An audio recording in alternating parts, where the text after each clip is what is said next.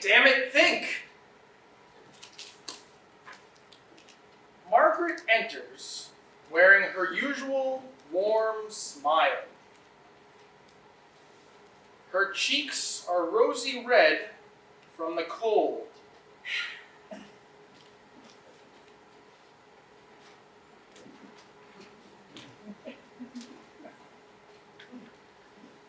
Doc, go home. Who the hell are you? No. Jack, dear. No. Kevin. Better. Did you miss me? Terribly. Good. Good. What do you mean good? Well, you should miss me. After all, you can't even find your socks without me. What? I do too know where my socks are. So there.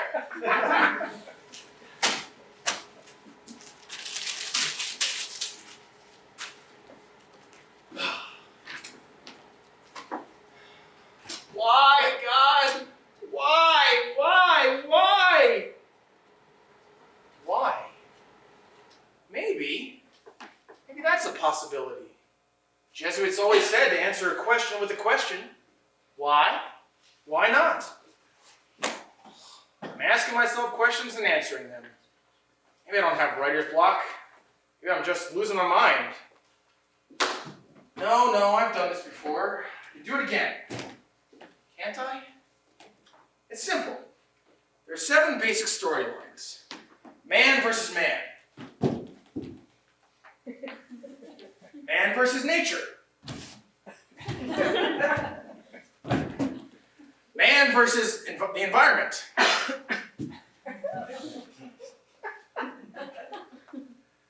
Man versus machine.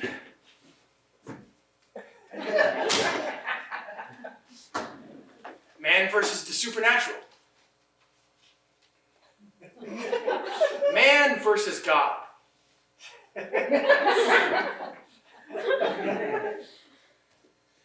Man versus man.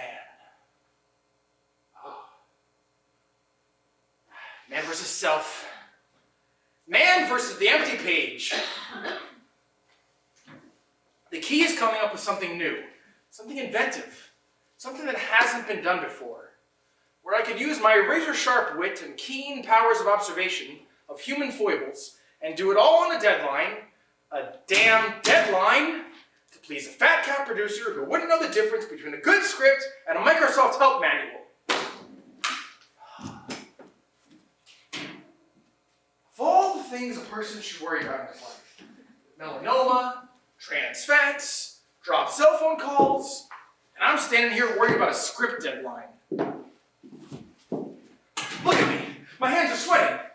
Feel for yourself. Do you sweat like that? Why am I asking you? Of course you don't sweat. You're an agent. You have no soul. I'm the writer. I'm not supposed to care what anyone else thinks. I'm supposed to follow my muse. Write what I want. Criticism be damned. You don't think I can do it? I'll show you.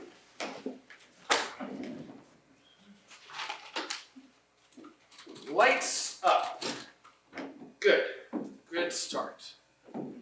A character. My kingdom for a character. Got it. Felicia enters, her black lace dress clinging to every luscious curve of her sensuous body. She stops.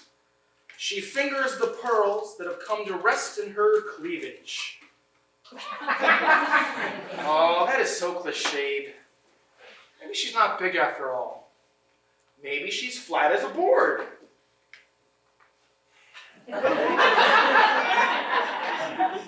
This is crap. I hate Felicia. Ugh, so do I. It sounds like you vomited a Danielle Steele novel. That's not you. You're right. I know you're right. You relax, breathe, Casey. Are you seeing visions of the actors again? Yeah. I realize this is difficult, but I need you to focus. We're hard pressed for time here. Where's your calendar? I have no idea.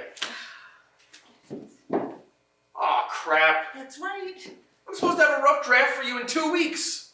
And nothing. what's this? A paper drive? It's 100 aborted attempts to start. Start? You haven't started yet? What's the problem? I don't know. I seem to be stuck in my own head, and I can't get it out on paper the right way. Don't be so melodramatic. What if I can't do it anymore? What if I lost the gift? That's so much better. You know, they say the average person's imagination hits its peak at age 11.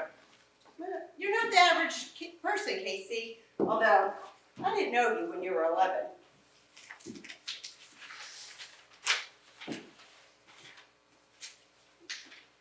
Setting.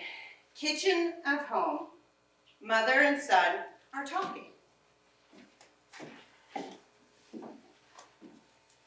All right, young man, what have you got to say for yourself? I got an F. On what? My art project? What art project? That's your art project? That's a massive Play-Doh. Yeah, I know. What were you thinking? That's not art. That's dumb. Dumb? You mean you can't see it? Use your powers of perception. I'll use my powers and knock you into orbit if I don't get a straight answer soon. Okay, I'll explain it to you if I must. Play-Doh is all things. One has only to shape it into one's own vision and voila, becomes that thing. Yet at its essence, it is still Play-Doh. But it is just still Play-Doh. No, it is your perception of it that makes it Play-Doh. Your plate. Your bowl. You're grounded. Fine, but I'm proud of my bowl. This is absolutely awful.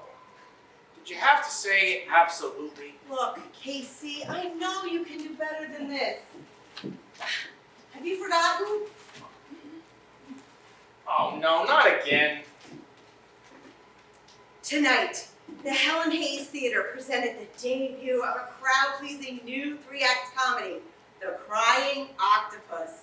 This reviewer felt privileged to be present at the birth of the new American playwright, Casey Bindleglass, with an insanely funny plot, clever dialogue. Please, no more. No more. That was a lifetime ago. You do realize this was only 4 years ago. Yeah, but in the theater, 4 years is a lifetime. Honey, I understand. You're in a dry spell. It happens. But I'm your agent. If you don't get paid, I don't get paid. Believe me, I have your best interest in mind. This is as good as anything I've written lately. Oh, don't say that. You stop clutching the chair. Now who's being melodramatic? This is not what you're supposed to be writing. I know. I'm supposed to write a play about women. That's right. But I want to write about what I want to write about. Don't whine. It doesn't become you. Besides, it's not like your latest work has been Broadway bound. That's harsh. Apple Pride and Bus Stops. About a bus driver who sells apples to his passengers. Admittedly, not my best work. The Trouble with Parasites. A comedy about a young man with a horrible skin condition. Actually, that was supposed to be a tragedy. Oh, that was a tragedy, all right.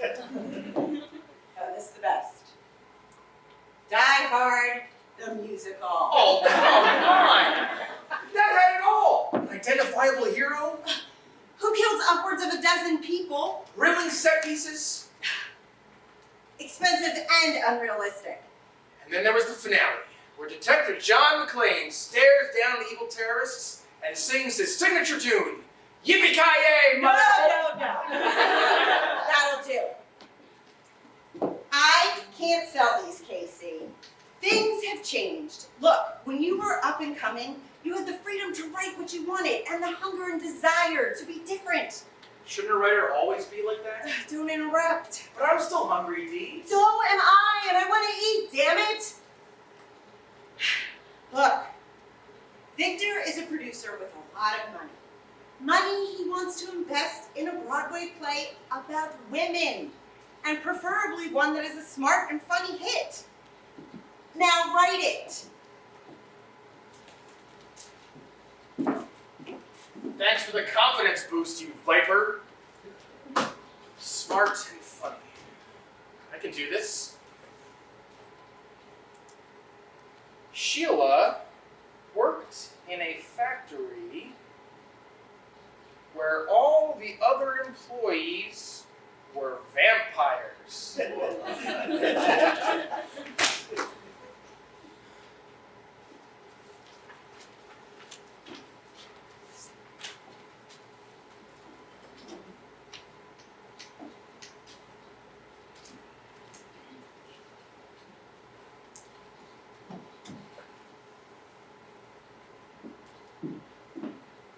So, are you done yet? No, but I'm off to a good start. I have to say, I think I knocked this one out of the park. It's so, real, you know? Alright, let's see. You've got two women with no names having a conversation. Have I got that right so far? Yeah, that's right. It was so. What? Fat, stupid, hairy, bony. Bony. What, like Skeletor? No. More like a malnourished chicken. What's the matter with you? You can't write this. Why not? Is that really how you think women talk? They can't express themselves in one word unless it's asshole? That's 2 words. Don't start. You've had girlfriends, haven't you? Of course. Well, did you listen to them when they were speaking? I'm sorry, what? Most women aren't like this, vapid and shallow. They're smart and strong, but with soft edges. Delicate. Janet! Where? Oh, you idiot. What about Janet? You two were serious for a while. I remember you telling me she was delicate. I said she was as delicate as a wood chipper. First time I kissed her, she bit my lip. Okay, maybe that's not so delicate. Kinky, maybe, but not delicate. You have no idea. Spill. It didn't end well. It didn't even begin well. All relationships have problems. According to her, there was no relationship, remember? Yeah, you two, I never got the feeling you two were comfortable with each other. Why is that? Here's the thing. I'm a fraud. And sooner or later, she was bound to realize it. Casey, you're a lot of things. Nervous, unresponsive, other adjectives. Thanks a lot. But a fraud, why would you say that? You remember how we met? I thought it was a CPR class. You called it Love at First Hermetically Sealed Kiss. That's a line from one of my scripts in your bag. Janet and I met at a restaurant. Your eyes met across the smoke-filled room. Please. That's not exactly how it went down. Went down. Were the police involved? Not exactly. I was in this little place in Tribeca, waiting for a table. The air conditioning had gone to fritz and it was hot, like Africa hot. Well, Janet was sitting at this table, staring at this bowl of chilled cucumber soup when...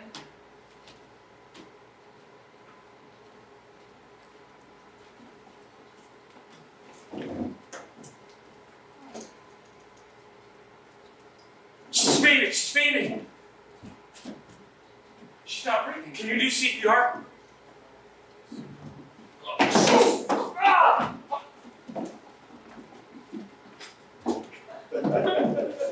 You didn't know CPR? Of course not. Well, my characters do it all the time, so I figured, what the heck? Well, don't stop there. What happened next? What do you think? She thought I saved her life. I took one look into her bloodshot eyes, and I was hooked. I didn't mention the clumsy waitress. The You're My Hero introduction. You know, something somebody could put in a script. This isn't a play, it's my pitiful life. Ugh. That's the problem with most of your stuff these days. There's not enough you in there. I'm not writing about Janet and me. I'm not ready. Give me something else. Fine. Try writing a scene about the sort of women who do lunch, you know. Mature women. You mean old? I'll ignore that. These are women who talk about other women. Men. World crusades. Men. Fashion. Men. You mean gossip? Stop summarizing me. Oh, and of course they discuss who has the most serious health conditions. That should give you something to go on. Give it a try. I'm gonna go pick up my dress for the premiere tonight. I'll stop by afterwards and see if you figured out how women really talk. How women really talk. I don't know how women talk. I'll show her. All those nights spent sitting under the table at my mother's canasta games. I think I picked up a thing or two.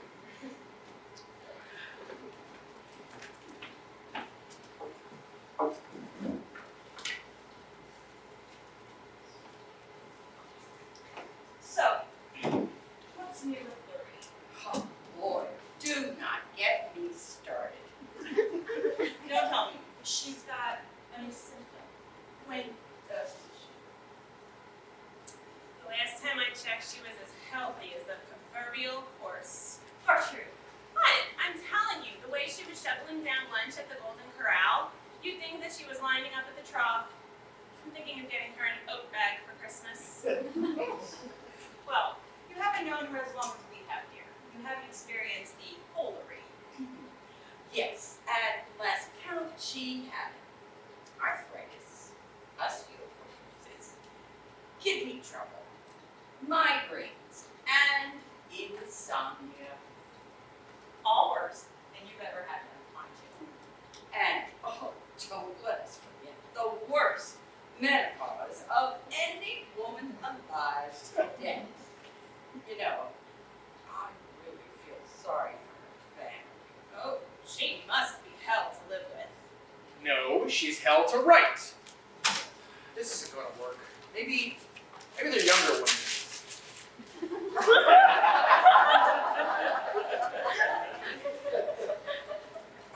Their coach bags have it all over Versace. Oh, can we please talk about something other than your precious analysis of women's pocketbooks? My. Touchy, touchy. Are you on another of your crusades? If you mean, and are interested in the world we live in, yes. Okay. Shall we discuss whether Al Gore is still the sexiest environmentalist in America? Mock away, Vera. Talking with you makes my brain hurt. Why? Because we don't make ourselves sick over things that we can't fix. Could at least try. Something intelligent, Vera? All right. Do you think Donald Trump is sexy? Oh, I bet Melania does. I'm sorry I brought it up. Okay, well, what about this Todd Forrester? I hear he's into that, what's her name, baby time. Ah, this is drivel. Yeah, that's right. Hate the deal. I can't talk now. I'm with the talent. Okay. All right. Bye.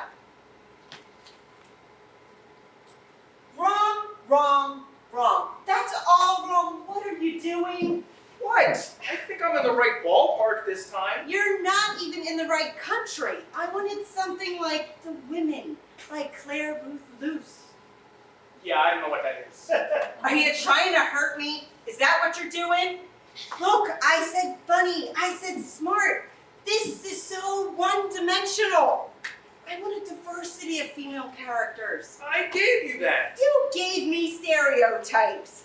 Look, we have the rich, the snitch, oh, and the bitch. That's diverse. Besides, stereotypes aren't all bad. People can easily identify them. They understand them. Honey, stereotypes are the hanging curveball of any script. Toss a few of them in there and you know what you've got? A home run? Predictability, the death knell of any writer. I wish you'd stop mixing your metaphors. Well, I wish you would start writing stuff. Nuance, subtlety, depth. That's what I want. That's what they want. Go. No, the Waldorf Astoria. Can you give me that by tomorrow? Can you give me that by tomorrow? I can try. All right. Thanks, babe.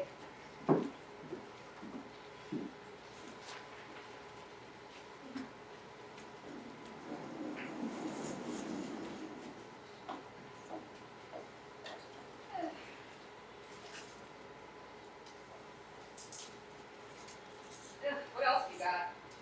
You are picky, aren't you? Well, it just has to be just right. What did you think of the last one? I think it made you look hippie. Really? I don't know. What did you think? Oh, for crying out loud, show some backbone, have an opinion. I'll let you know if you're wrong. I'll tell you what I really like. Something like my prom dress. It was absolutely lovely. It had a scoop neck and Swiss dots. Swiss dots? Hoga's smaller cousin. You know, Swiss dots. Swiss dots. You can keep repeating Swiss dots over and over. We're still not going to know what they are. Why not? Because we're guys. We're not required to know things like that. And the day we are, you know what I'm doing? Becoming a woman. Didn't I borrow this dress for my date with Fred Aston back in sophomore year of college? That's right, Fred Aston. Oh, he was cute. I remember what I wore that night too. I'm lucky if I remember what I wore yesterday. I know I wore jeans and a t-shirt, How descriptive. and I'm pretty sure there was underwear involved. Thank God for that. Don't be disgusting.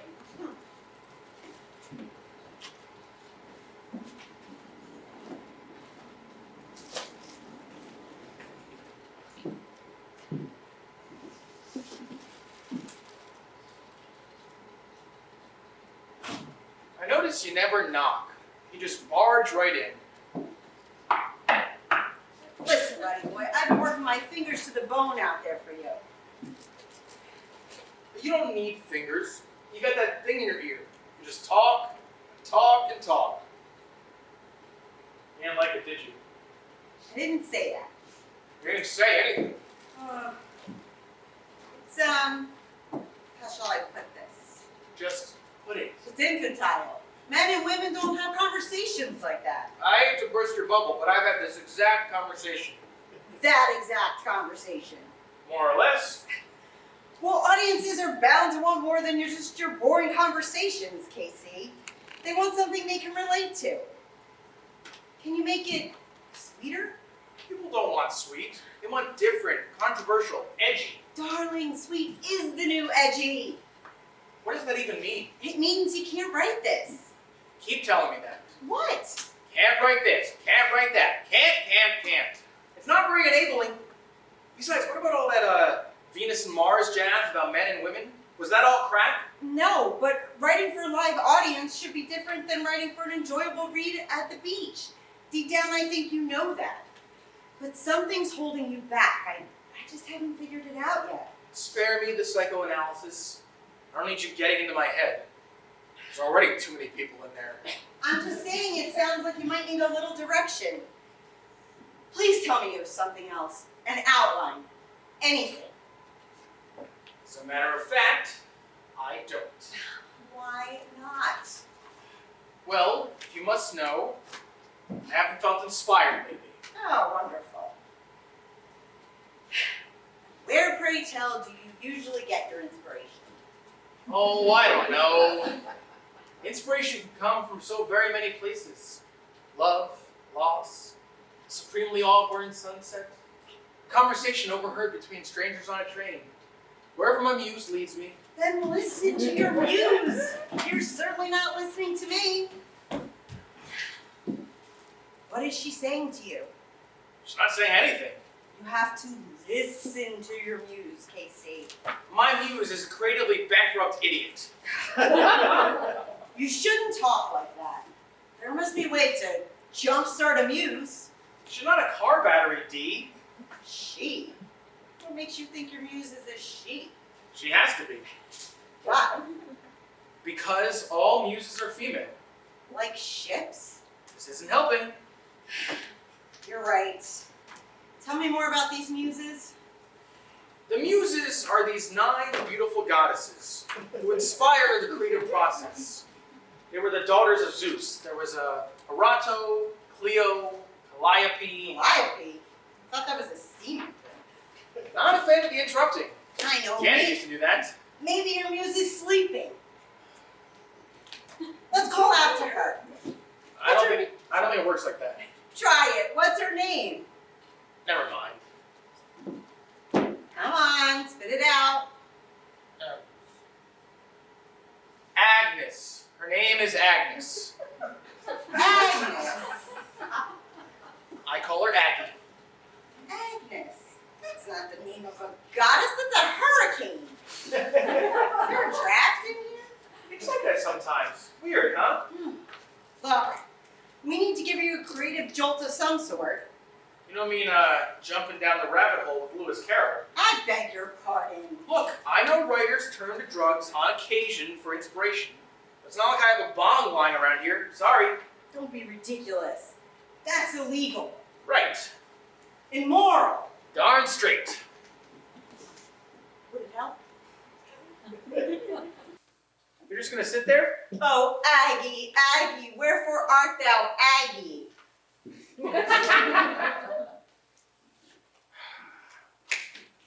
Okay.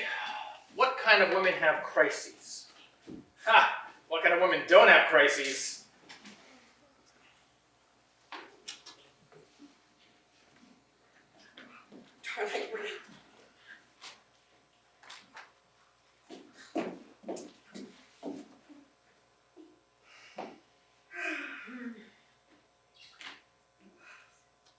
Oh, everything will be better once you've married. But I don't love him. Love. Oh, rubbish. All you ever think of is yourself. What will happen to me? How about that? I'm not well. I've never been a strong person. Especially not since your father. Marry Todd Forrester and you'll never have to worry about my health again. He will provide for both of us. But I don't love him.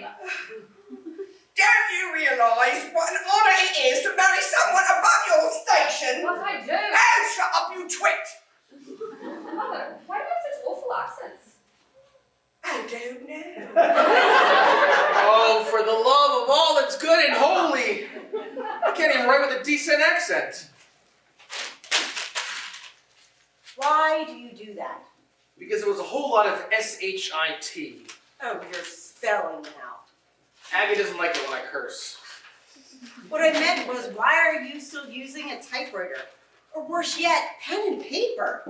Come into the 21st century, Casey. Ever heard of a computer? I can't work that way. I need to feel the pen against the paper, the keys under my fingers. Besides, using a computer is bad form for me. I tend to self-edit as I go, and then I never get anywhere. It's 1 step forward, 2 steps back. There's no progress. Oh, as opposed to now. I don't want to type over anything or forget to hit save. Never throw away any ideas. What do you call this, a filing system? As a matter of fact, yes. Crap, super crap. And those by the bathroom door. Complete and utter crap. If you're going to insist on writing longhand, at least let me get you a good pen and some paper, you know, one that really hold the ink.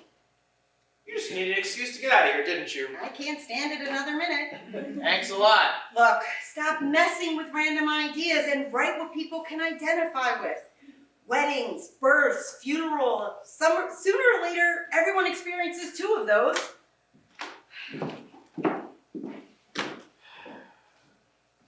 Okay, let's get started.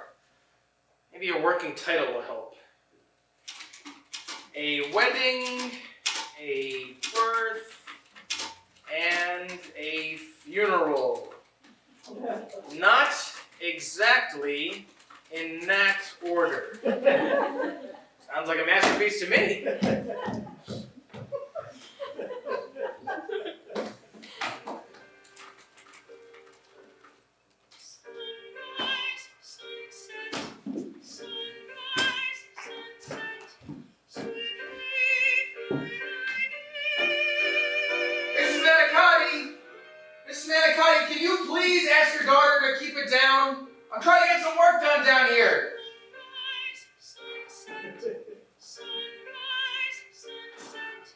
Very nice. Manicotti. Manicotti. I am hungry. Maybe some Mugu Gai Pan from Mung Fan's. Where are those menus? What's this? Letter. Oh, letter from Janet.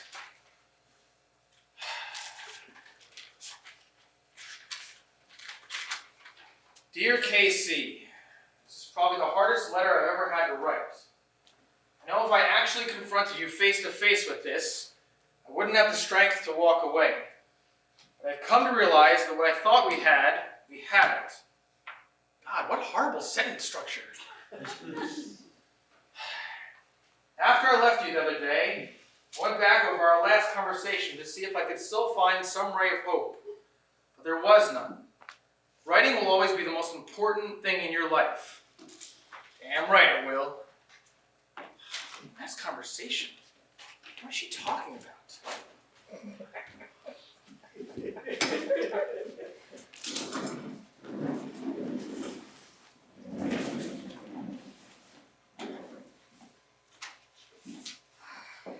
You've been working on that script for hours. Yeah, well, Why don't you take a break? We could go for a walk, talk a little. walk would be nice. Let me just finish this last scene, okay? It won't be long now. You're always putting me off. You've barely spoken 2 words to me since I brought you breakfast. In bed. Maybe I should just slather myself in maple syrup. Would that help? Casey! What? You don't have to shout. I can hear you. I'm just a little busy. You know how this gets for me. Yes, I'm just the understanding girlfriend. Well, understand this, mister. Things had better change. No use fighting it. Our rhythm is broken now. What's so important that it can't wait? Casey, I love you dearly, but that's what you always say when I suggest we need to talk. We need to talk. 4 words no man ever wants to hear. What do we need to talk about? Us? Our relationship? I told you I love you more than once. And I love you. And? And what? Casey, when 2 people love each other and acknowledge that fact to each other, then the next logical step... Married? You want to get married? Your mother is pushing this marriage button again, isn't she? No. Todd Forrester is pushing the marriage button with a big fat diamond ring in his hand. Todd Forrester? Ah, what a joke. Come on, let's kiss and forget all this silly talking business. What? What the hell? Todd Forrester. Fat. What a tool. He's not husband material. She'll never marry him. He's a secondary character at best. She may be tempted, but she'll soon see the light.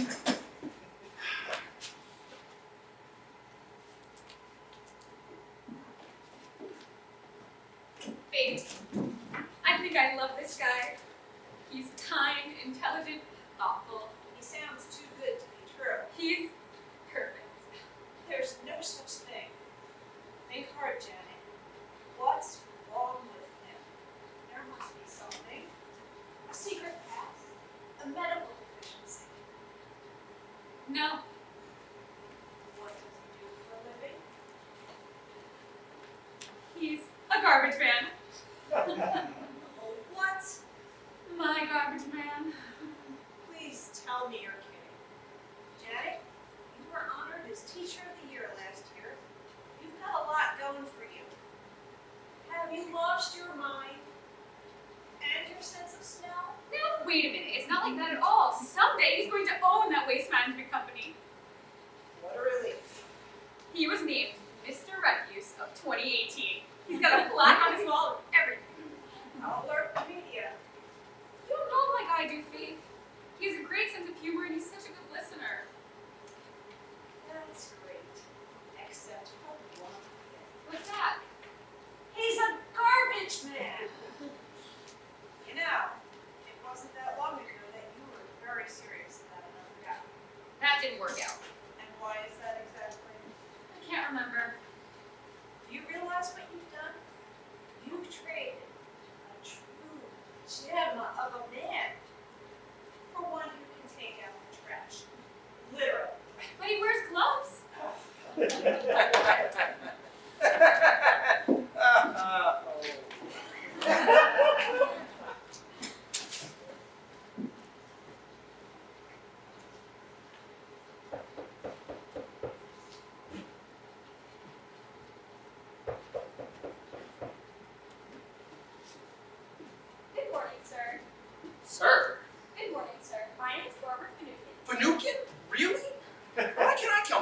like that.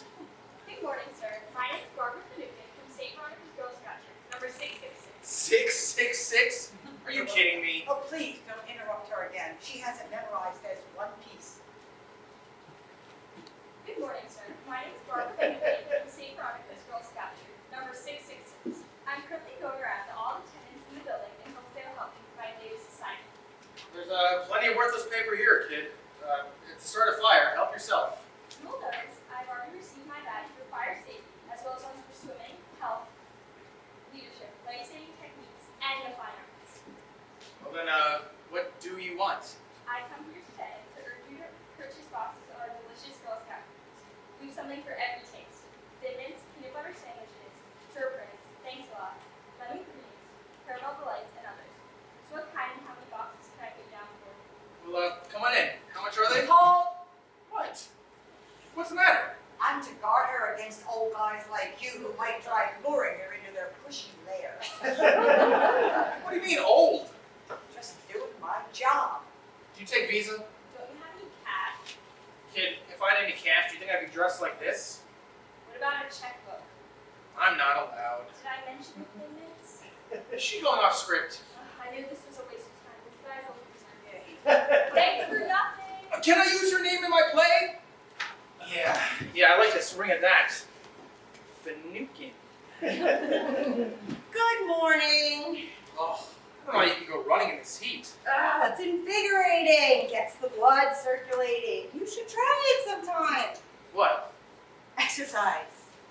Yeah, my idea of exercise is running back and forth to the fridge, which, by the way, is empty. Where's, what's his name? Todd? No, he couldn't run today. He had agency business. Whatever. Let's not forget he's the man who signs our checks, Casey. Speaking of which, I need an advance. I couldn't even buy Girl Scout cookies a few minutes ago. Nope. Until I have words in hand, you don't get cash in hand.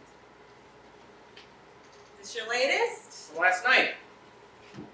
You know, I ran into Janet while I was out running today. Lovely. She looked terrific. I think being with Todd really agrees with her. I'm overjoyed. Can't believe she's dating our boss. Well, clearly she's on your mind. What makes you think that? Oh, come on, Casey. It's not subtle. You're writing about her. I am not. Those are fictional characters, perhaps loosely based on people I may know or situations I may have experienced. You see, Dee, I'm like a sponge, absorbing all that's around me. Oh, okay. You turned Todd into a garbage man. You didn't even change his name. Sometimes characters lead a writer to unexpected places. You have to ride a wave, so to speak. See where it leads. Besides, that's not Todd, or Janet, or me. Methinks he don't protest too much. What? My God, Casey. For not wanting to write about it, this is so obviously about you and Janet. And you're painting Todd in such an unflattering light. That can't bode well for either of us. You're ridiculous. When he's upset about being at a dinner party with his girlfriend, you have him greet people by saying, "Hi, I'm radioactive." So? That's not Todd.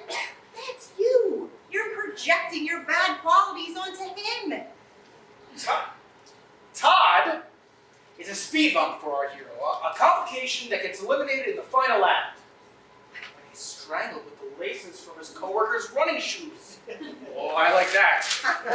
I see what you're doing here. You're trying to work out unresolved feelings for Janet through your writing. Is that it? Of course not. No wonder you're struggling. It'll never work. I'm not struggling. I've got plenty of scenes. Where? Show me scenes. I'll give you $10 if you can show me 2 scenes that go together coherently. You're somewhere. Have to be. Let's face it, you're just not organized. Wish your muse could do something about that. I am so organized. I know where everything in this room is. Except the phone.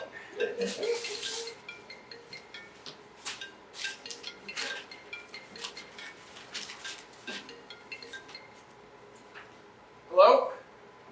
Hey, how are you? to hear from you. I'm meeting with my agent. Oh, no, it's okay. I don't want to talk to her anyway. I can hear you. What?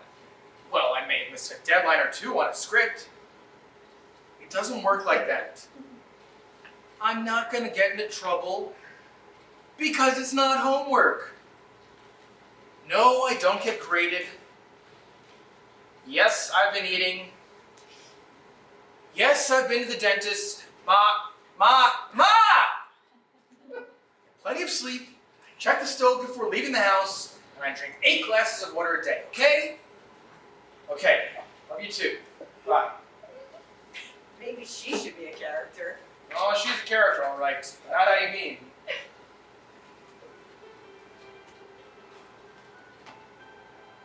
Holy cow, what's that? My upstairs neighbor's kid. Why is she singing?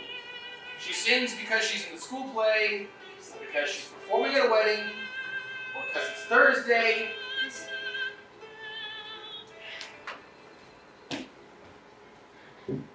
Mrs. Manicotti, please, not now. What's the matter? You don't like little music? Does she sing like that all the time? All the time. Well, Morning, noon, and night. It's a marvel I get anything done with all these distractions and that noise. we can't have that. Where are you going? I can't ever throw her off her rhythm. I'm gonna put an end to it. Dee, be nice. She is my neighbor. Don't you worry about a thing. You just sit your butt down and give me some seats. Something good, huh?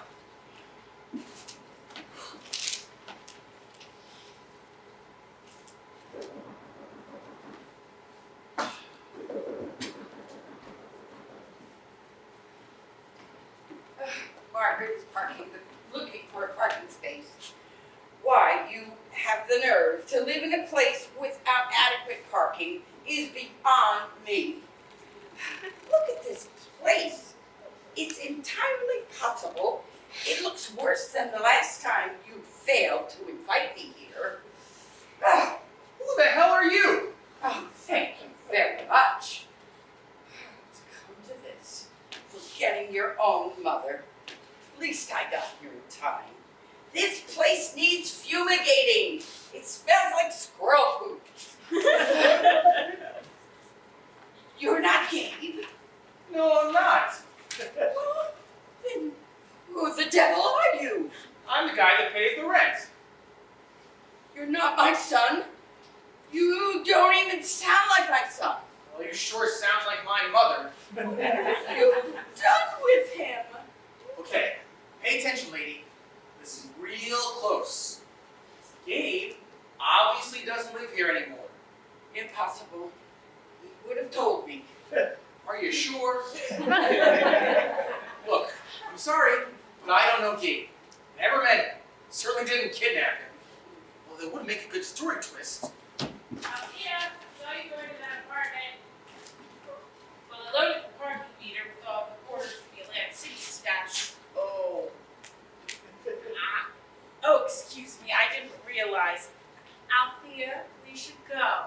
Obviously, this man Is an imposter. Oh, for crying out loud! This is me. I'm not Gabe. And he won't tell me what he's done with my boy. Althea, Gabe's in Turkey.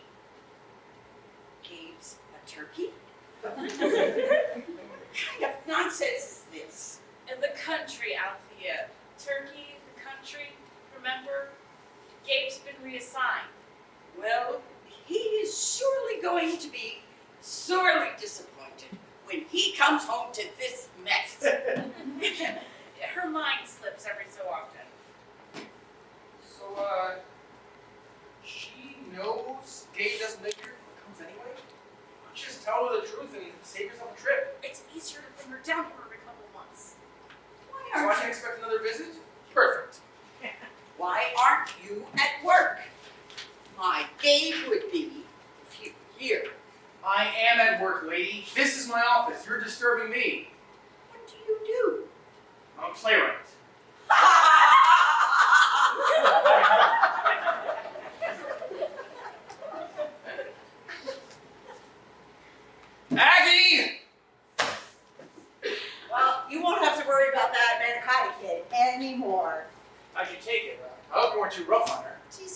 doing more than fine.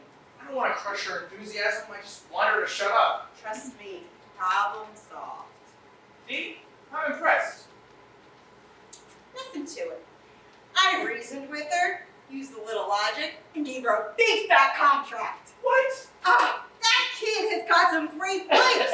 I'm gonna get her in a show as soon as I can. I don't suppose you could write a musical. Forget it. Listen, I'm gonna run down to the office and file these papers now. I'll see you tomorrow, okay? It would make my whole day if you could actually have something of value to give me. You know, like a couple of good scenes or an outline, something with a plot, perhaps. A plot, perhaps? You know, Dee, you could be a real witch.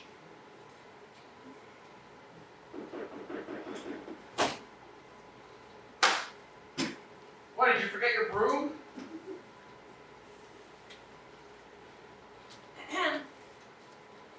This one was stuck way in the back of your box. Should I throw it on the floor with the others? No thanks. Some filing system you've got there. Yeah, well, are you still here? Yes, I have a piece of mail These are the bills, and that pile by the wastebasket is junk mail. You're not married, are you? You're a girl. How astute. A girl posts man. Are you messing with me? Listen, much as I'd like to stay and watch you talk to yourself for the rest of the day, I need to deliver the rest of this block. So here, will you take that, please? What is it? How should I know? All I know is that if you don't start emptying your mail down in the lobby, I'm not going to be delivering it to you any longer. I don't have time to come up into this building to give you your mail personally because you can't go downstairs to get it yourself. It's an invitation. Someone invited me to something. Ooh, imagine that. You had about 3 weeks worth of mail wedged in there, in addition to what I had for you today. I get like that when I'm writing sometimes. Who would send me an invitation? Why not try reading it?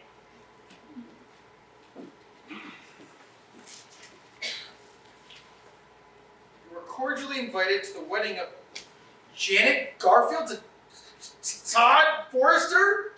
I don't believe it. I just don't believe it. Maybe it's a misprint. No, she's actually going through with this. Wait a minute. Saturday, July 27th? That's next weekend. How could you do this to me? Marry that slime and send the invitation so late I couldn't possibly clear my busy schedule. Well, I could be busy. She doesn't know. It's the principle of the thing. She's doing it on purpose just to annoy me. Well, I'll show her. I won't go. I won't give her the satisfaction. Ah, Janet.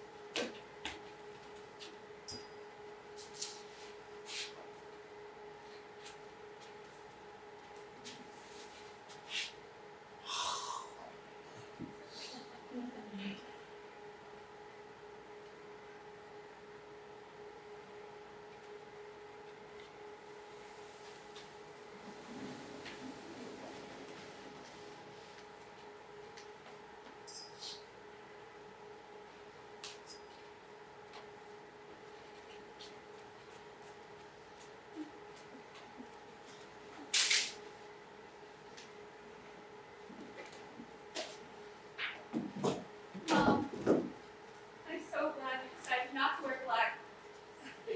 Daddy wouldn't have wanted us to be sad. Not today. Oh, you're right, dear. Your father loved a good party. He was all about life. I just wish he was here to walk me down the aisle. But he is. In spirit. surprise for you, Mom. For me? What is it? Something blue? Oh, is that It was Grandma's, And she wore it when she and Dad got married. and she gave it to you for your wedding. But how did you get that? Dad gave it to me just before he passed. That is really lovely. Oh, but don't let your Uncle Albert see that, honey. Lace to him is like the color red. He'll see that garter and he's liable to charge like a bull. Remember the Solarski wedding? We saw his shameless display all over YouTube. Right. Just lovely. It's perfect. Thanks, Mom. I feel like nothing can ruin this day, you know? Great. I think we're ready. Just one moment, dear. Come and sit down. We still have a few minutes. But Judge Field is waiting. Oh, let him wait. A few minutes won't kill anybody, and besides, I have a surprise for you. You know what a strong and virile man your father was. Mom, what's wrong? Nothing. Now, please don't interrupt me. I've been practicing this speech for weeks, and I want to make sure I get through it. Do you remember all those illnesses and health issues I used to complain about over the last 20 years? Mom, you're scaring me. You're not sick like Daddy was, are you? That's just it, dear. I'm a bit embarrassed to admit it, but I was never really sick. Oh, I complained about this or that condition to get out of social invitations or leave early from your father's work events. But the truth is, well, your father was exhausting. Too much information, Mom. Well, there's more. It won't be easy, but you need to hear it. I'm afraid. You know that awful morning? Well, I didn't wake up to find your father dead lying next to me. We had been, let's just say, dear, that he died doing what he loved best. There, I've said it. La la la, I'm not listening. This is your idea of a surprise. What's the matter with you? Well, interestingly enough, there's one more thing. Good God, what? Well, I'm pregnant.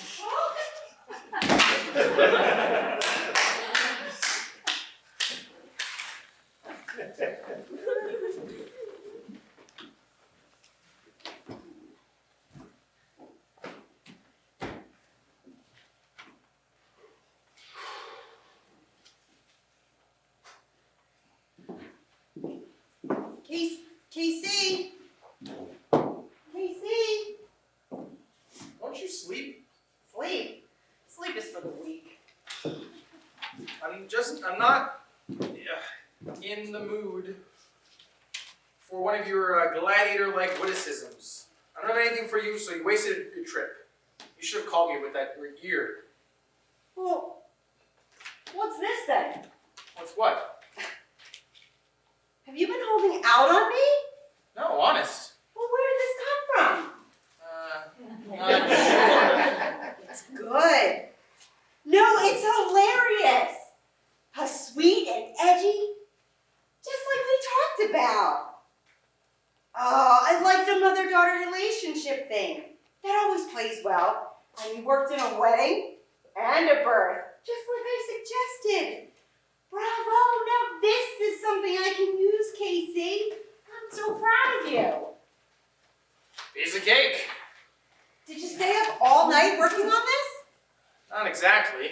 Well, whatever you did, keep doing it. In the meantime, I'm gonna run with this. I think I can catch Victor before he leaves for the coast.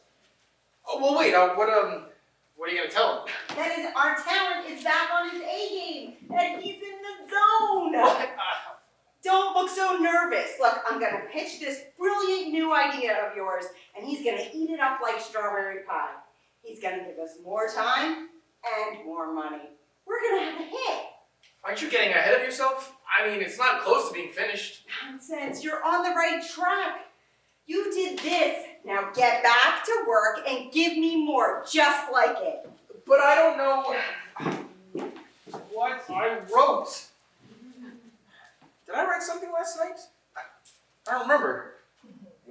goo guy pan. Now that's ridiculous. I never ended up eating. It was the beer I had. Maybe 2 beers. What the hell is going on? Write something under influence? Is that a punishable offense? No, Keith Richards does that all the time with the Rolling Stones. Did I dream it? Beautiful, I'm talking to myself again. Right back to where I started. I guess it doesn't matter. Finally write something good, and not only don't I remember writing it, but I don't have a copy of it. How am I supposed to write more?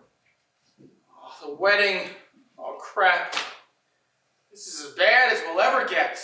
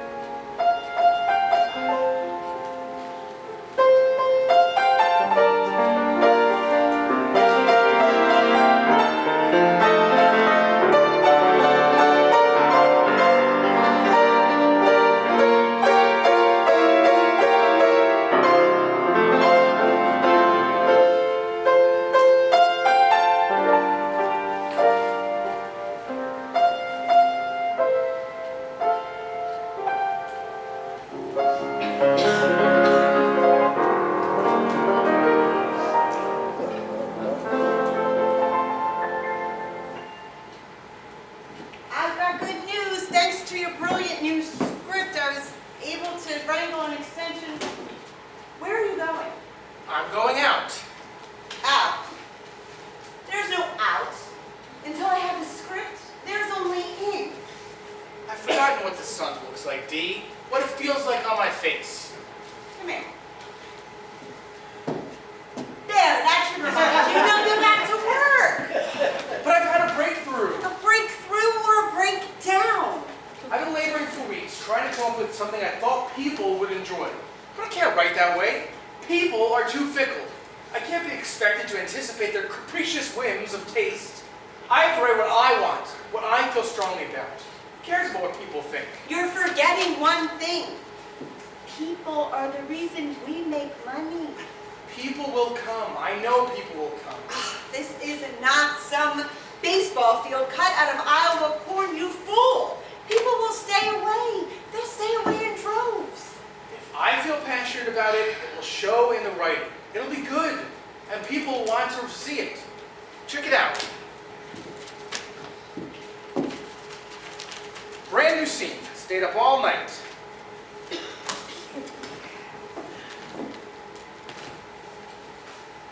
A woman stands anxiously in the dark.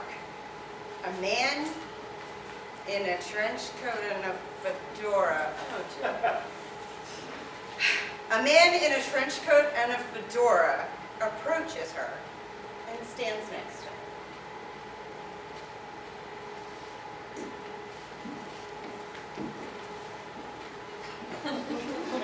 You got it. I got it. It's not pretty. How bad could it be? Take a look for yourself. It's all there. The odd diet, the habitual snoring, the strange fascination with Ariana Grande. Oh no. Oh no. Oh no! At least you found out ahead of time. And for all those unfortunate souls who don't, who go in blind to make a big mistake. How credible is this information? Please, I'm a professional. Rest assured this information comes from the top. Family members themselves. Do you know what this means? I can't marry him. He's insane. Whoa, whoa, whoa. What the hell is this? Pretty good, huh? Where's the rest of it? What rest? That's it? Are you telling me you worked all night to give me a one-page scene about a guy who provides a spousal dossier to prospective brides before the wedding so they can make up their mind once and for all? Genius, I know. And it doesn't have to be just for brides. It can be for grooms too. Lord knows there are plenty of female nut jobs out there. I don't know. It might even be funnier if it's the groom checking up on the bride. What do you think? I think your Cheerios are laced with something. What's the matter with you? You can't write this. Why not? It's funny. More importantly, it's useful. In fact, it's such a good idea, I think I might quit writing and start providing these documents myself. What? People would pay good money for this kind of service. I make more doing that than I am writing. Well, no arguments there. Casey, on what planet do you think that this would even be believable? Are you kidding? Think of every relationship you've ever been in. Both parties put their best foot forward for months, trying to impress the other. Dinners out, fresh breath, nice clothes, manners. So, it's months before the sweats come out, before there's scratching or incidents with toenails. Only then do you see the real person. The person you could be spending the rest of your life with. But it's too late. You've got all that time and money invested. Do you stick it out and look past the idiosyncrasies? Or do you cut and run, saving yourself from fiery damnation? My God, you need help. Oh, come on. Are you seriously saying that if you were ready to walk down the aisle, that you'd be happier not knowing ahead of time that the guy you were about to pledge eternal love to in front of everyone you know had a secret affection for goats? Or had intensely chronic flatulence? That's a no-brainer. So, I deserve some out time, right? Go. I think you can use all the fresh air you can get.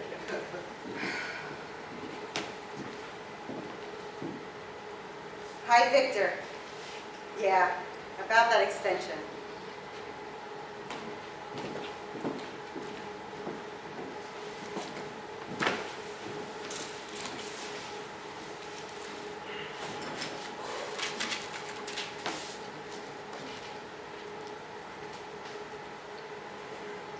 Read that back to me. Dex pulls Katerina close and looks deep into her eyes. He speaks. Kat, I'm not sure which turns me on more. Your dedication to defending the American flag, or your complete and utter skankiness while making out at your father's funeral. All right, now we're getting somewhere. See, I told you all you needed was a little help from the Dwayne train. I don't know. Something doesn't seem right. Are you sure skankiness is the right word? No good? All right, how about skankitude? It's like skanky, but with little attitude. No. Skanking. Oh, no. Skankiferous. What the hell is going on here? Dee, This the agent? Don't she knock? no, she just kind of appears. Like I dream a genie. Not exactly. Is somebody gonna tell me what's going on here? And what the hell is that? I'm starting over. I beg your pardon? You heard me. I scrapped everything. I'm moving in a different direction now. Tougher, edgier. Casey, I sent you out to get some air to clear your head, not torpedo our entire script. What brought this on? Put me in, coach. I'm ready to play. It's the bottom of the ninth, and the Dwayne train is here to bail out our all-star. And how might you be doing that? Simple. I'm here to remind him of who he is. A Neanderthal? Writing about women? Are you kidding? You've got him hamstrung. He's out of his element. I just reintroduced him to a little thing we like to call testosterone. Your worries are over, babe.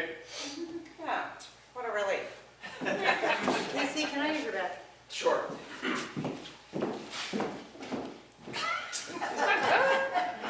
Dude, you never told me she was smoking hot. With good reason. I was afraid you're going to... Introduce us. Come on, you got it. No way. Come on, I'll be good. Give me a shot.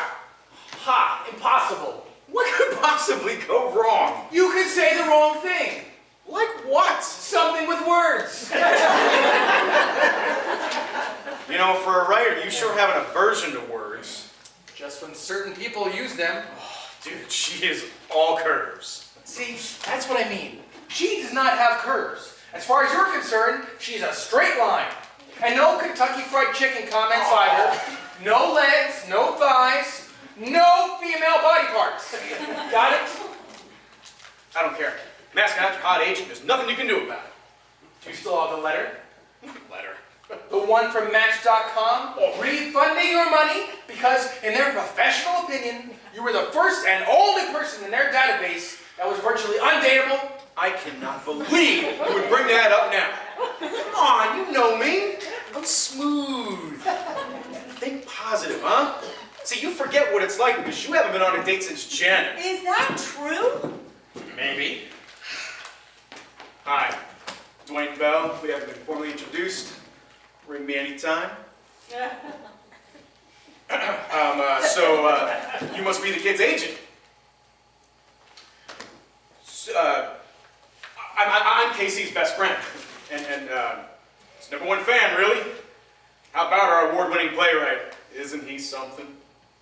You like his work? Oh yeah, brilliant stuff, really. Yeah, I've been in love with this guy for years. His work. I mean, I've been in love with his work for years. It's going well. Do you understand his work? Oh, well, what's to understand, you know? I mean, the human condition, you know, it's so... Oh, forget about it. Though I much prefer movies myself. Yeah. We used to go all the time to the cinema, him and me, before Janet. Remember that, Casey? Those were the days. You threw me aside for that, broad, you did. You even remember the last movie we went to? What was it? Brokeback Mountain? That's right, Brokeback Mountain! Oh, that movie made me ache. I'm not gay. You're just very deep, aren't you? Oh, you have no idea. What do you say we stop talking about Neil Simon over there and focus on me and you and me? Are there two of you? I'm sure you'll find there's plenty of me to go around. Sure you can handle a threesome like that? Threesome? Well, we shouldn't be counting or measuring or anything like that. Okay, Dwayne. You're not allowed to talk to people anymore. Ever. What is this? You wrote down our conversation? It's no big deal. I do it all the time. All the time? Of course. That's what writers do. We observe, we listen, we use it all to inform what we write. That's word for word. I did not say measuring. Did I? Dude, you gotta clean this up. Look, if we relax, I'm not going to use it. It's just an exercise I do. Did you always write down what Janet said? Maybe. Look, what does that matter? New ideas or not, I'm not any closer to having a finished script than I was 2 weeks ago. And I keep getting interrupted. You're in here every couple hours bugging me for scenes. I got the dude here on the make. Everyone's in the building's gone potty, and Janet's getting married to that stiff who writes our checks. Damn it! Oh, so you got the invitation, did you? What? I begged her not to send you one. She wouldn't listen to me. You mean you knew? I told her it was a bad idea to invite you. You knew and you didn't tell me? What's the matter with you? Take it easy, Casey. I was just looking out for you. You didn't need this kind of distraction. You needed to focus on your work. Move on, you know? It's not like there's anything you can do about it anyway. If I had told you Janet and Todd were, well, you would have been turning out crap like this. It's so angry. This isn't you, Casey. Really, I think you know that. You had no right, Dee. This is low, even for you. I'm sorry. You're absolutely right, Casey. I should have been straight with you. Thought I was helping, and I can see now that I wasn't. But that ends right now. No more distractions. I'll see to it. Just you and your muse, uninterrupted. I promise. And I think I know another way I can help. How? Just leave it to me. Come on, Wayne. Let's leave him to his work. You have nice thighs.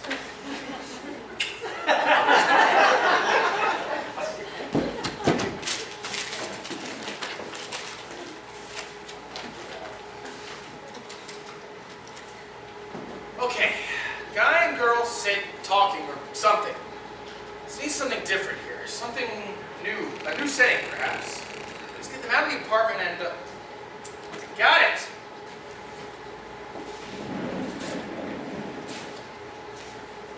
What do you think? I still like my first idea. We're not giving them his and her golf bags. Why not? They don't golf? Minor detail. They can learn. Why should they? You don't. Can I just point out that it's awful sporting of me doing this while we're at a ball game? These tickets weren't cheap. Exactly.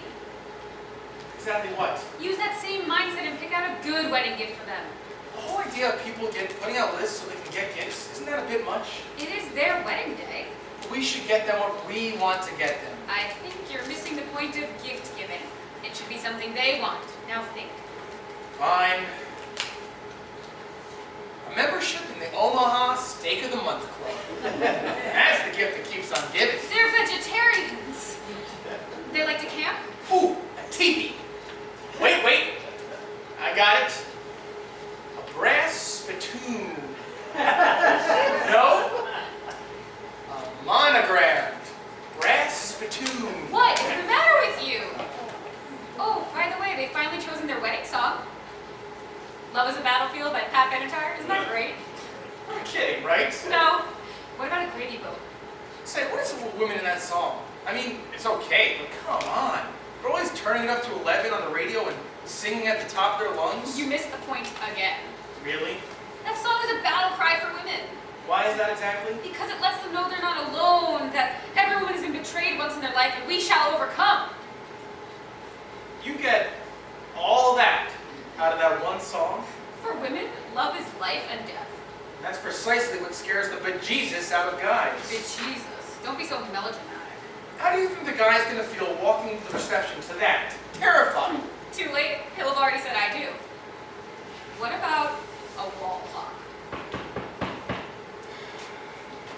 Come in. Can I help you? Oh, we're here to help you. Oh, thank God. How did you know? Did Dee send you? Of course she did. Never mind. I'm glad you're here. How much experience have you had with this sort of thing? It is a calling after all. That's an interesting way of putting it. Actually, we've had quite a bit of experience. Great. So where would you like to start? I'm desperate. Since you're both women, maybe I could just listen to you talk to each other? That might help. No, we'd rather talk to you. I'd say we got here just in time, by the looks of it. What do you mean? Cleanliness is next to godliness. Except in the dictionary.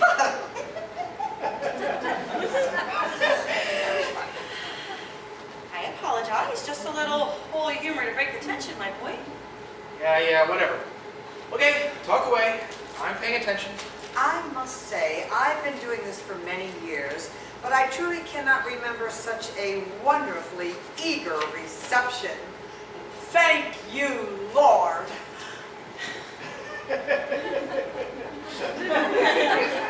Prayer, of course. Why didn't I think of that? Dear Father in heaven, bless us with the wisdom to help our brother in his time of need and grant him your peace. Grant him your peace. Oh, amen. I like the dear Father bit. Nice touch. Okay, go on. Very well. Okay, here it is, in Leviticus. It says... Forget Leviticus. Stick to one-syllable names. Audiences sometimes have problems with long names, especially foreign ones. Let's go with, Stan. But the Levites were followers of the prophet Levi, hence the name Leviticus. What the hell kind of scene is this? I gotta be honest, I find the dialogue stilted at best, and I have no idea what the plot is. I'm lost. Dialogue? What? My child, we're here to save your soul. So then, Dee didn't send you? Who did?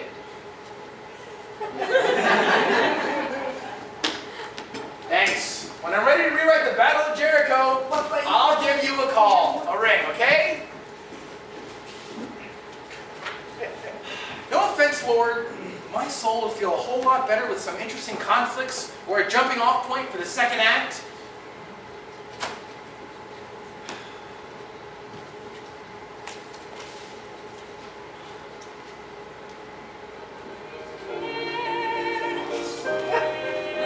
Not again! Does every wedding have music? I need to write a scene with music. Ask and it shall be given.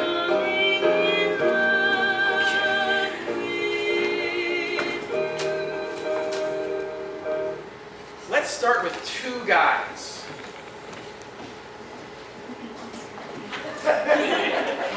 No, wait. I know. A guy and a girl. That's more contemporary, more White Stripes like. Nope, still not right. Let's try two pretty girls. Now we're talking. You can never have too many pretty girls. Let's cross this guy out. Okay. Two girls and their guitars. No, that sounds like dueling banjos. Only one guitar. Okay, now for the music. Something appropriate for a wedding. Like a rap. Now that would be different. Ditch the guitars, girls, and start scratching. Hold it! I got it. This should really be more traditional. Something with deep meaning and pathos.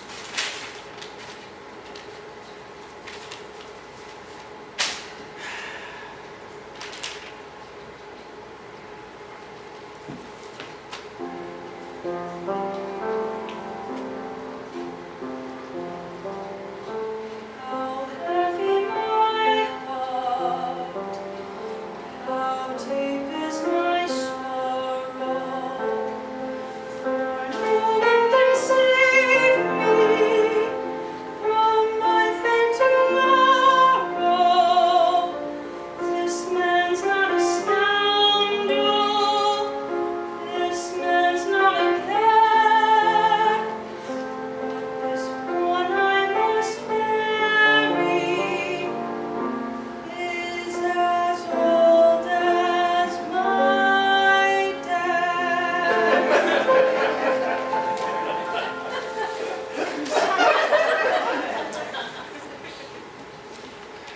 I don't know.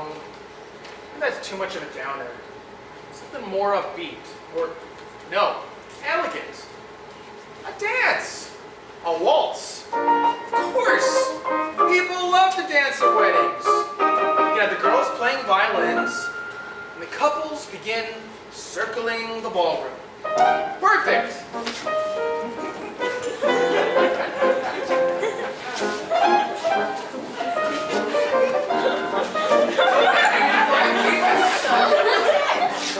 I told her I didn't know he was lost.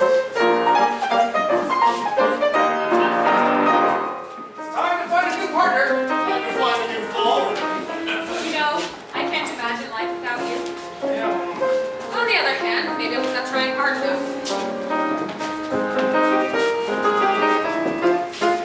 Oh, dear God. Dee, baby! Can't you hear it? That's the music of the night! Every party has a pooper. That's why we invited you. Why the long face? Come on, I just started a new scene. Take a look.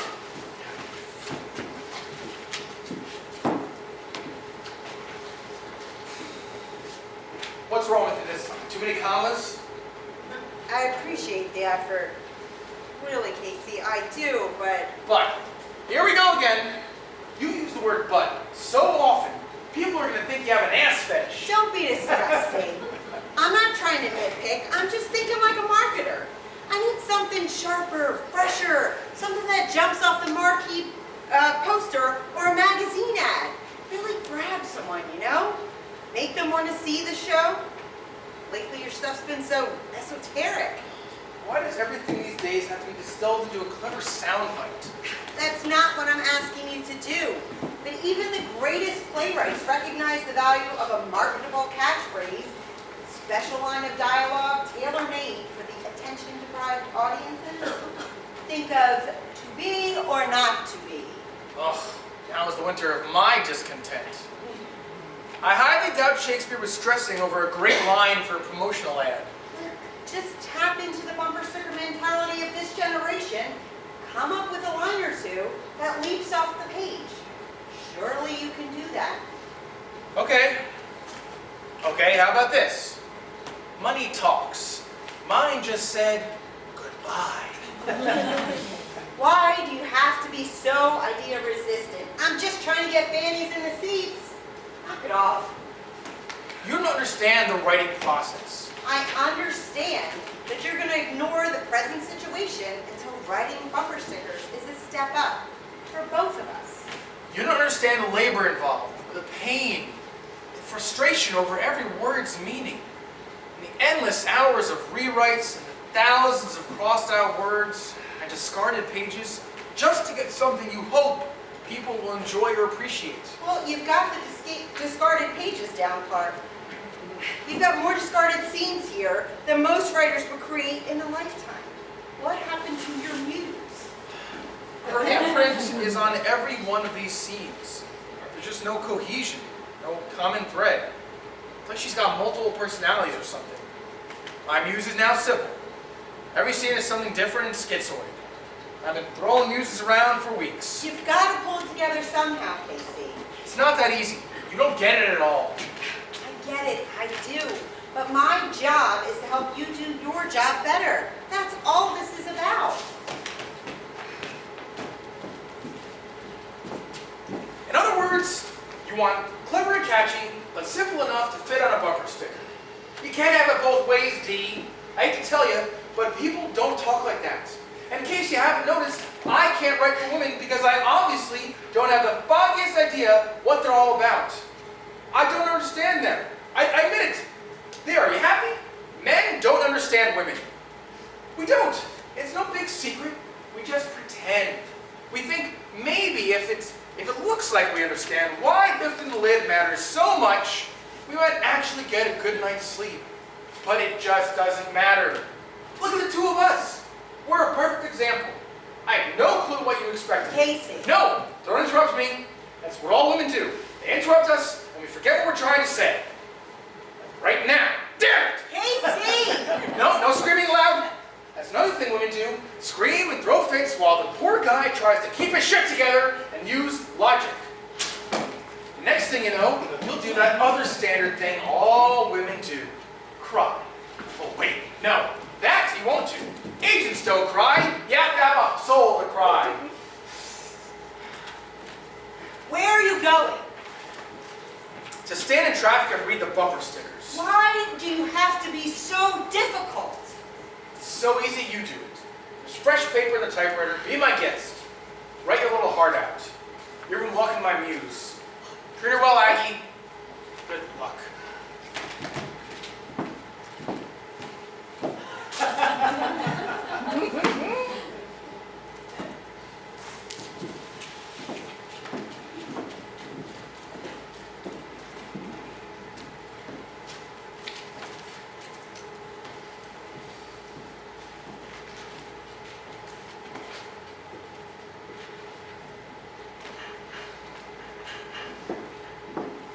At the risk of personal injury, might I ask how it's going?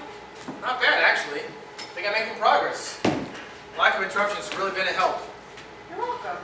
Listen, about the other day, I'm sorry. No need to apologize. Artists are always such fragile creatures. Thanks a lot. Are you having work done? Plumber's here. I didn't realize you had a problem. Confidentially, I don't. And why did you call a plumber? I was lonely. It's been so quiet around here since you placed an embargo on visitors. It's gone a little stir-crazy. I haven't even heard that Manicotti kid sing. Oh, you wouldn't. She's on the coast recording an album. You don't waste any time, do you? Speaking of which, where's this help you're getting me?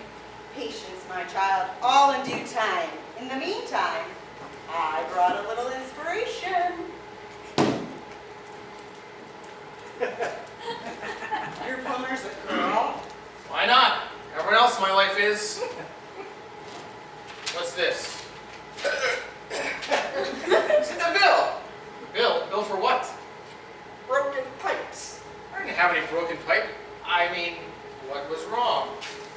Bad connections. I'm sorry? Needed fixing. What was wrong with the connections? Didn't fit right.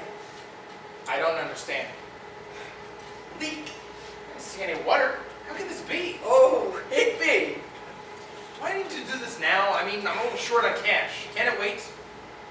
Well, small leak, become big leak. Because? Bad connections. You sure are talkative, aren't you? Downright blabby. I thought you said women couldn't speak in just one word. Well, thanks, I guess. See you tomorrow? Tomorrow? What for? Not done. You're kidding, right? 2-day job. Why? Bad Bad connections. connections. Right, I got it.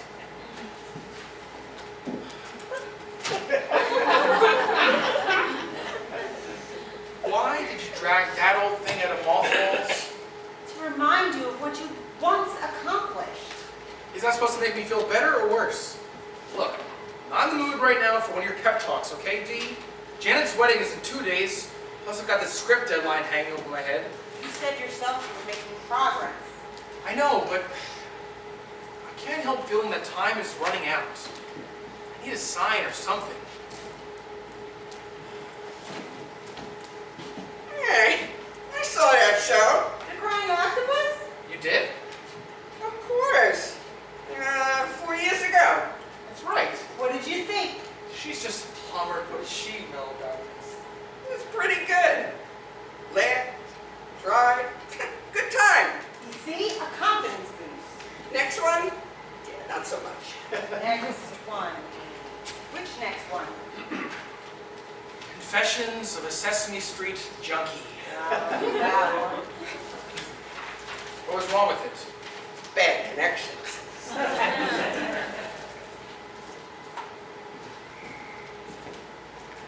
You ever get the feeling you're in an Abbott and Costello routine? Casey, why am I holding this broom? It's not a broom. It isn't? It's just your perception of a broom. What do you think it is? It's a flagstick, of course. Now hold still. Why are you out in the hall? Because this hole is a dog leg. This is not a golf course, Casey. Did it go in? What is the matter with you? The director will be here any minute. It helps me think. Some people meditate, some knit, I pace and golf. Besides, it's helping to take my mind off, you know. Fine. Just show a modicum of control. Would you please? This is supposed to help you. But this director doesn't do crazy. Crazy? You call me crazy? Why? You're so close, Casey. You've worked really hard. But you need an ending, and the only thing you've written this past 2 weeks is a 3-page story called The Giant Killer and the Old Woman. And that makes me crazy? Who was the giant killer? An ostrich. And what did he do to the old woman? He pecked her to death. Sad, I know. But it was a necessary loss. As a writer, sometimes you have to make brave choices. Save it. Save it. Wait, you didn't like the end? When the ostrich realizes what he's done and runs around the streets of Milan in a frenzy? No flailing. There will be no flailing, Casey. Am I interrupting? No. Just a little improv, right, Casey? If you say so. Are you the scribe? That's right, Casey Bindleglass. And you are? Harberton. I'm your director. A woman? You never told me the director was a woman. Is that going to be a problem for you? Oh, why should it be? Everyone else in my life seems to be a woman. The postman, the plumber, my father.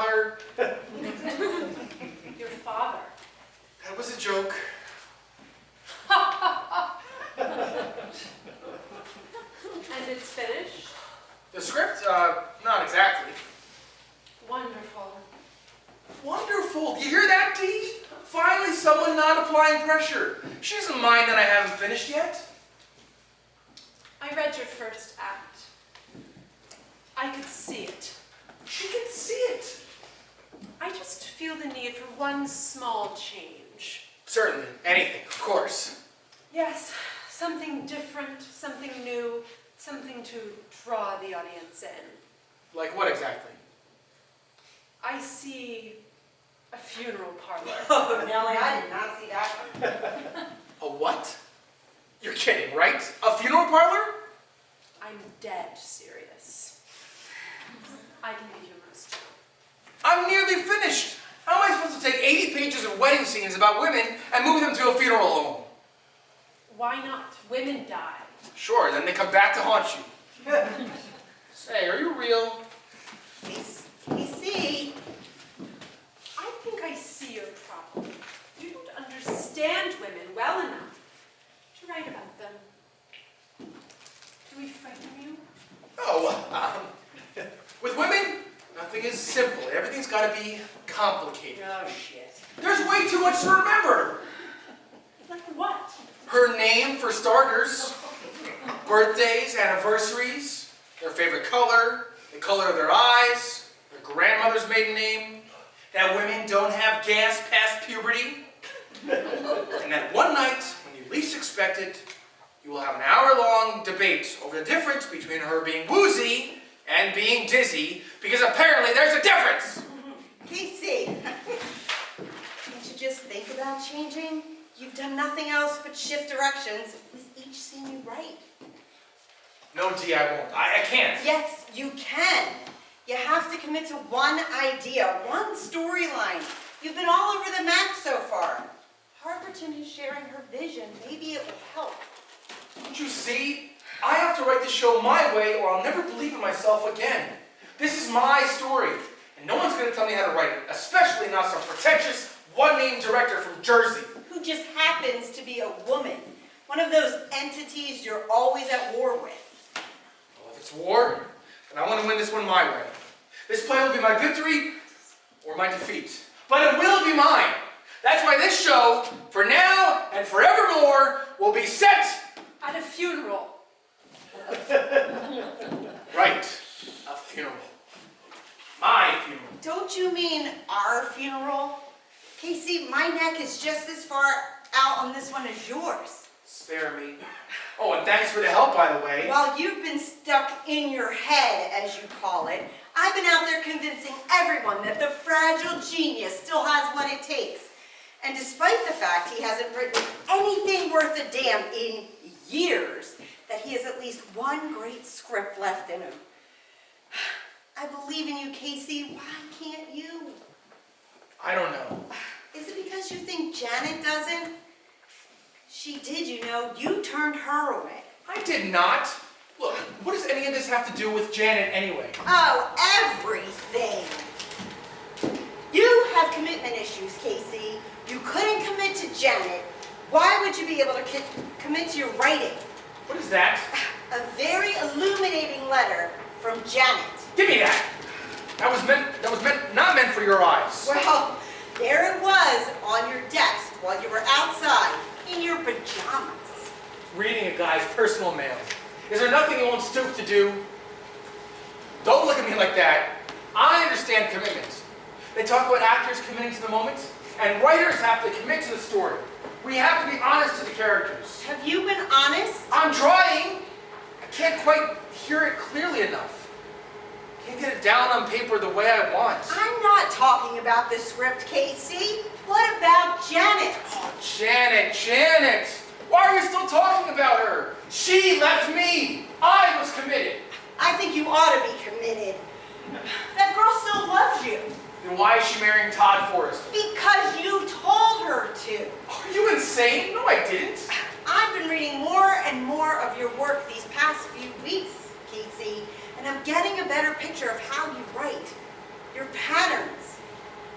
I just can't help thinking there's more to this scene where our hero feels put upon by the wishes of his lover. Some hero. Meaning what? Meaning you are an idiot. Thanks a lot. You take dictation during your life, and then you distort the words and meaning until it's unrecognizable. Do not. Think, Casey. Think. Think about your last meeting with Janet. That's what you're writing about here? Is that how it really happened? Nothing else will be as important as what you remember right now. For once, Casey, just listen with your heart.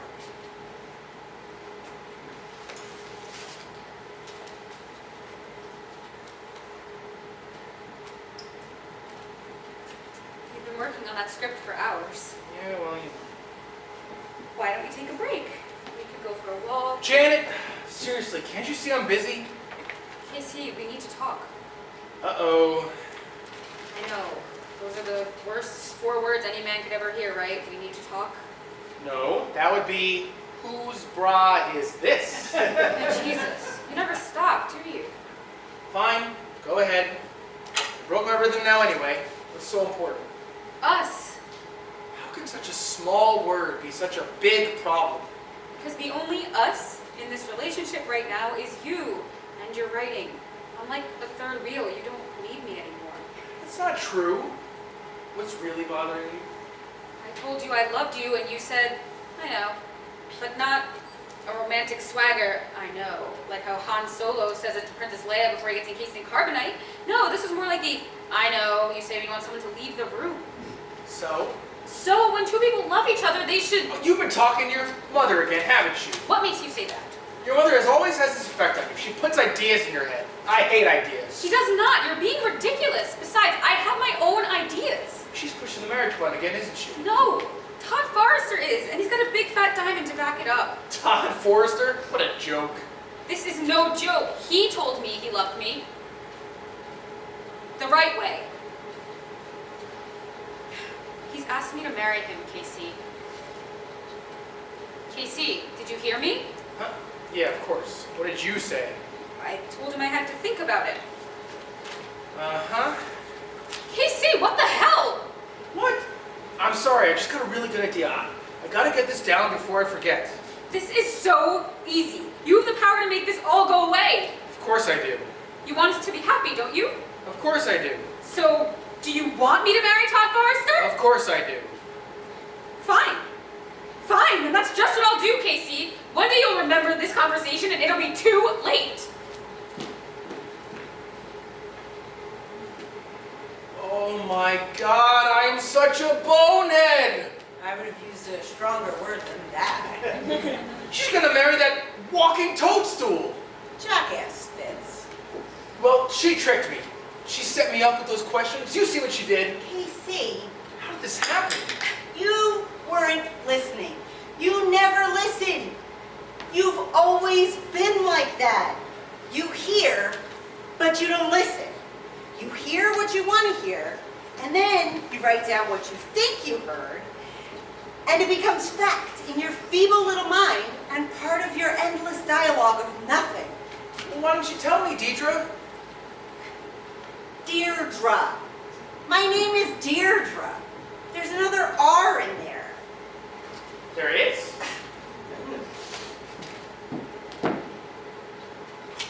You've been my agent for 6 years. How did I not know that? Oh, wow. This changes everything. It's like I'm that guy in the movie Gigi. You know, the one who sings, ah yes, I remember it well. But he didn't remember anything. I don't remember anything. Not the way it really happened anyway. The question is, what are you going to do about it? You can't ask your muse to help with this one. This is all you, Casey. The answer's not in any of your stories. Maggie, I haven't listened to her either. Look at this mess. There's no inspiration, no unifying thread. Wait a minute.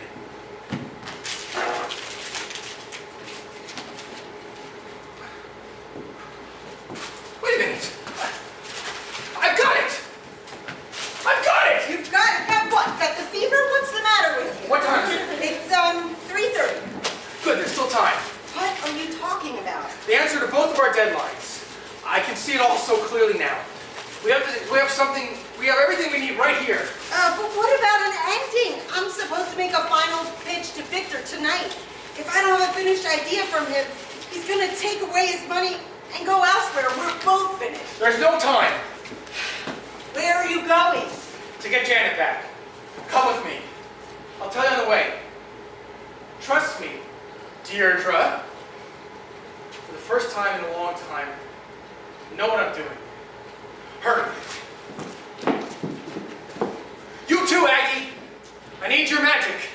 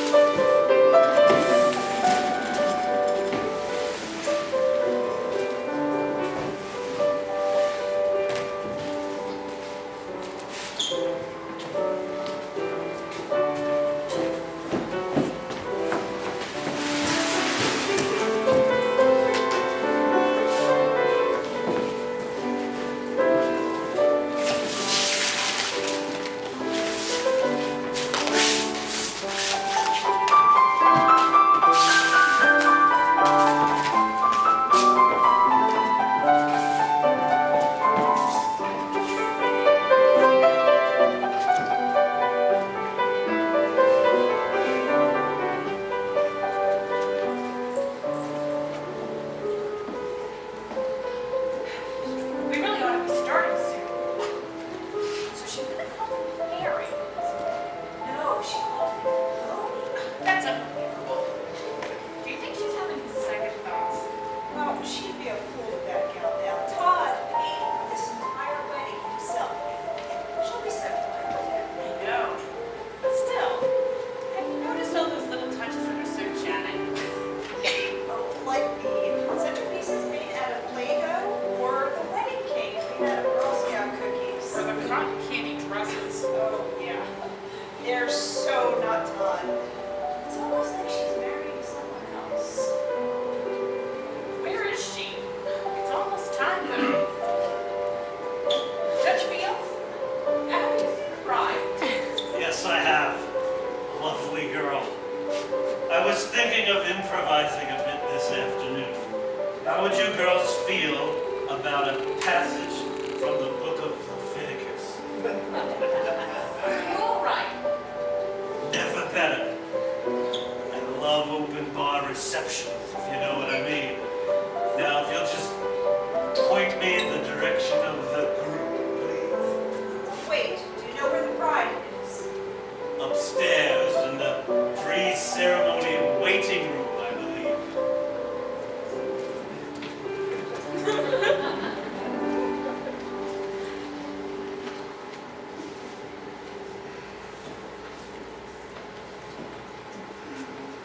Mom, I'm so glad you decided not to wear black. Daddy wouldn't have wanted us to be sad, not today. Oh, you're so right, dear. Your father loved a good party. He was all about life. I just wish he was here to walk me down the aisle. But he is here. Ah, inside. Is that? Your father's ashes. Surprise! I don't know what to say. When you said you had a surprise for me, I half expected you to drop a bomb like you were pregnant. Not this time, dear. Can I see the garter? Out! Mom, I'm a little nervous. Honey, there's nothing to worry about. You'll be fine. The ceremony will be beautiful, and the reception, too. It's all taken care of. That's not what I mean. Oh? Oh, you mean the wedding night? Oh, don't give it another thought, dear. I remember your father and I never sealed the deal, as it were. But that night, your father shouted, "Home run!" on more than one occasion. Okay, ew, comes to mind. What's troubling you, honey? Everything will be better once you've married Todd, you'll see. I don't love him. Okay. I wasn't going to bring this up, but I'm not well. What is it? The arthritis? The migraines? The insomnia? The menopause. Oh, marry Todd Forrester, and you'll never have to worry about my health again. He will provide for both of us. But I don't love him. Oh, and why should that matter?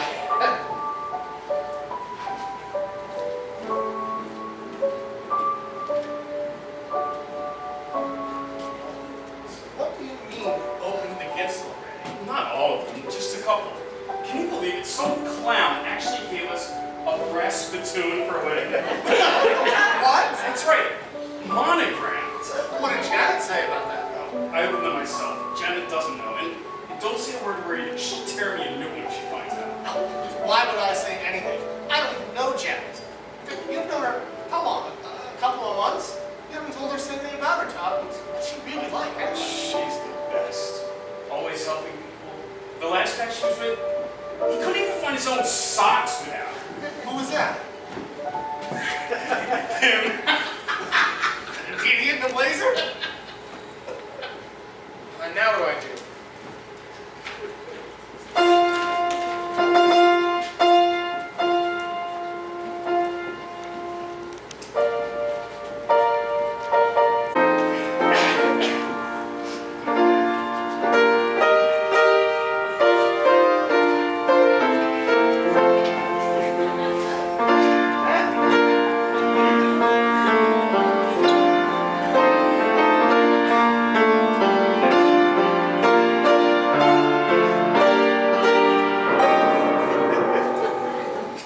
Dearly beloved, Just realize I don't think. we are gathered here today to witness the sacred bond of Janet and... You're not Gabe. What have you done with Gabe? I'm Todd. What's wrong? I don't know him. Where's that nice young man you used to go with? Mike or Lance or what was it? But there he is, how nice.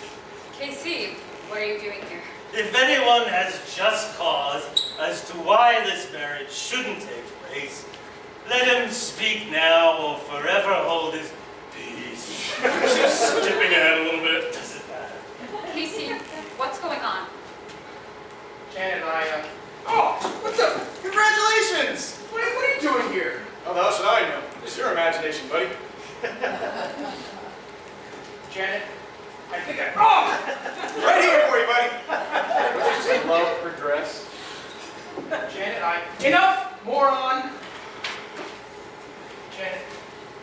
Janet, You what, KC? Janet, here's the thing. I love you.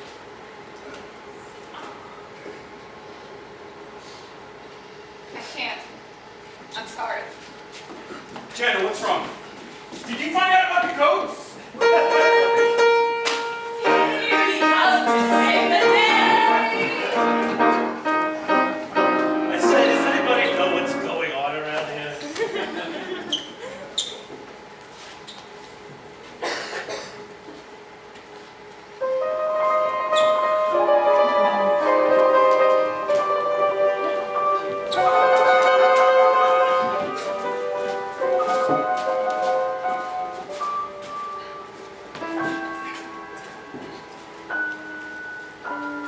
What's happening? She ran out into the bridge and the railing collapsed.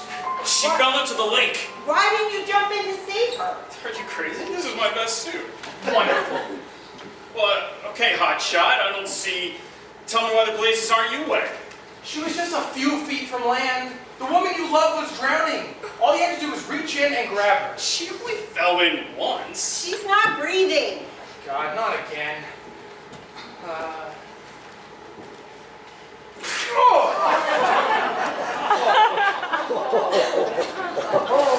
Janet?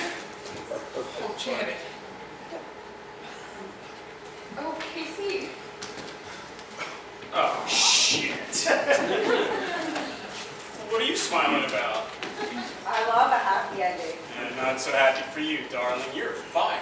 Yeah, that's okay. I don't need you anyway. I'm gonna go out on my own. I have a great client already signed. Thanks, Dee. Not you. That Manicotti kid, she sure can sing. Janet, where is your father? Sorry, Mom. words had anything to do with the watery grave? Like a bridge over troubled water. No! Your father's last words were, home run! Take me out to the ball game. Right up until the end? You are a feisty one, aren't you? You two are perfect for each other. Matchmaker, matchmaker, make me a match. Well, for heaven's sake, just who am I marrying after all? Well, can we get on with it, please? I have the Sipperstein wedding in a half hour. I hear their bar is just splendid.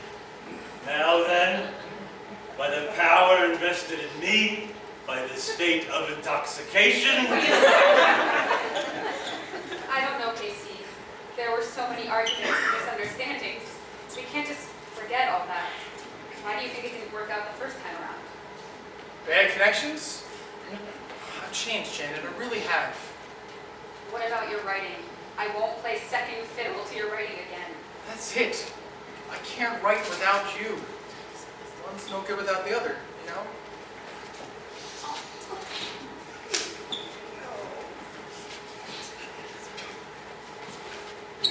I now pronounce you husband and woman.